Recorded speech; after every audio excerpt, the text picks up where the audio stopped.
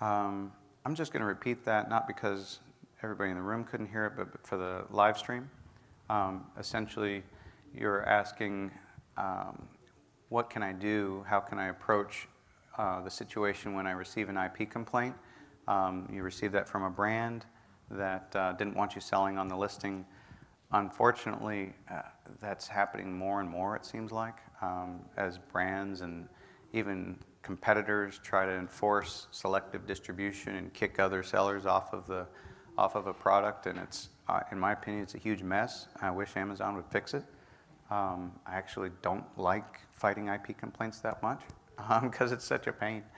But it's more of a pain for me than it is for you. There's a lot that you can do on your own that makes the process a whole lot easier and less expensive. And the first thing that I would recommend would be try to reach out to the brand owner, try to apologize, and ask them to remove the complaint. If you can get a retraction, that makes the whole process a whole lot easier.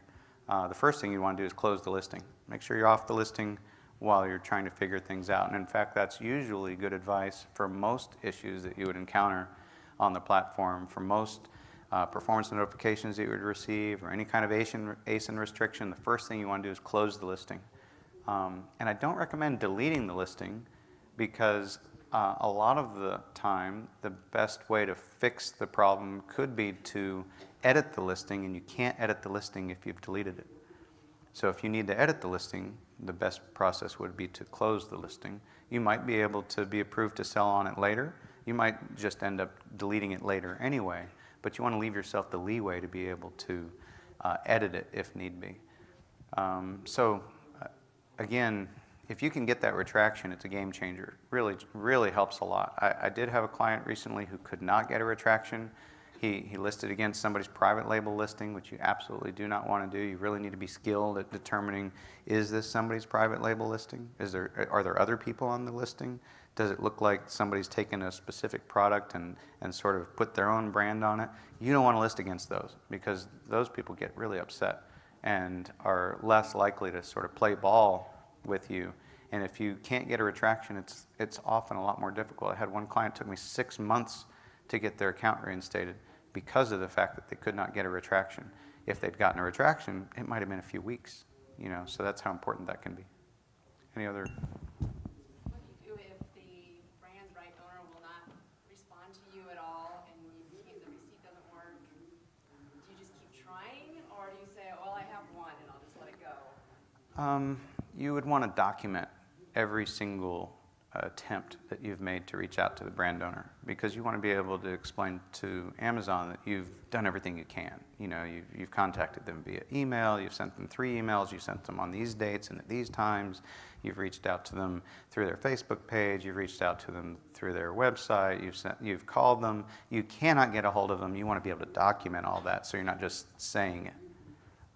And then there could be a problem with your invoice. You could have submitted your receipt or your invoice and it might not be sufficient, or it might not have been annotated properly. And I recommend annotating by hand. I don't recommend electronically manipulating the invoice or the receipt in any way. And I get into a lot of detail in that in the book as far as what to do and what not to do and how to do it. Your best bet at this point is to document the extent that you've gone to, and then usually you've got to provide a plan of action that they'll accept. I didn't have it in the speech, but somebody asked about it yesterday, so I thought it might be helpful to explain just very briefly what Amazon's looking for in that plan of action. It essentially boils down to 3 different sections. Your root cause, which normally for me is about a paragraph, to be able to explain exactly what the problem was. Your second point would be, which is usually about a paragraph, or maybe you use bullet points, what you've done to fix the problem. Amazon wants to know, what have you done to fix this issue that was caused by this root cause? The third thing is, what are you doing to prevent this from happening again? They want to know, we're not going to have to deal with this enforcement again. We're not going to want to have to continue to go after you as a seller. We want you to learn from your mistake and move on and not make this mistake again. So those are the three main points for the plan of action, the three main sections. And I'll also tell you, and I do mention this in the book, but there are a lot of things in the book that it's like, I can't repeat here. You know, you're not going to hear it anywhere else. And there's kind of too much to explain. But you can write most plans in a page or less. And so that's important to keep in mind. It doesn't have to be this big, daunting issue. What was the name of your book again? Amazon Plans of Action. If you just type in Plans of Action into the search bar on Amazon, it'll come up. It's a black cover, Amazon Plans of Action, Proven Tactics for Winning Appeals. So, I'm gonna come back. I do private label, but I still have wholesale products. And sometimes the complaint that I'm getting is for my wholesale products and not for my private label brand. So I'm just trying, I'm not sure if you can have like two accounts for each business or... You can, and you might be able to make that argument, and you could possibly separate out your wholesale from your private label. And in some cases, that can be a really good idea, especially if you think in the future that it might make sense for you to spin off or sell your private label products.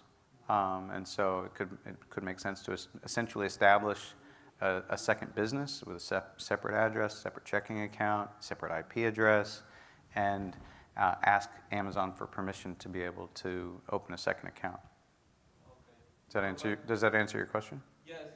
I think like 2 years ago I tried that, and I just want to make sure that was a long time ago. Sure. I didn't have like the private label thing. But what things they go through, like they take a look at your sale, they take a look at, oh, show me pictures of your private label products, or I want to see your listings. I don't think you have to go into that level, that depth, to justify the request. Often, when I've helped sellers to be able to make that case to Amazon for why they should have a second account, and they don't need that level of detail necessarily. They just need to know what's the basic justification for why you're doing it. So you could accomplish that in a couple of paragraphs, and doesn't have to include pictures or a description of even your products so much as why you need the second account and how it's beneficial. Now, keep in mind, if you have an authorized second account, there's no guarantee that there's protection or a buffer for your primary account. If one gets taken down, depending upon what the reasons are, chances are pretty good, percentage-wise, that the second account will get taken down also. So don't think of it that way. It's like, oh, you've got all these problems with your wholesale, and having a second account will give me a buffer, and I'll still have my private label side if the wholesale side gets taken down. And it doesn't actually usually work that way. The biggest reason that I can think of why that would be beneficial for you is to be able to easily spin off and separate the accounting to value and be able to sell the private label side. I live near a manufacturing company whose products I have a wholesale account with, and I was selling well on. Now, recently they've said you need your transparency codes to prove it to be authentic. So the only other competitor on that listing who lives 3.5 hours away, I'm guessing, did they get assigned these QR codes? Because the actual manufacturer doesn't make them with QR codes. And they don't even put an actual barcode on it. I mean, they still have old-fashioned, they're very old school.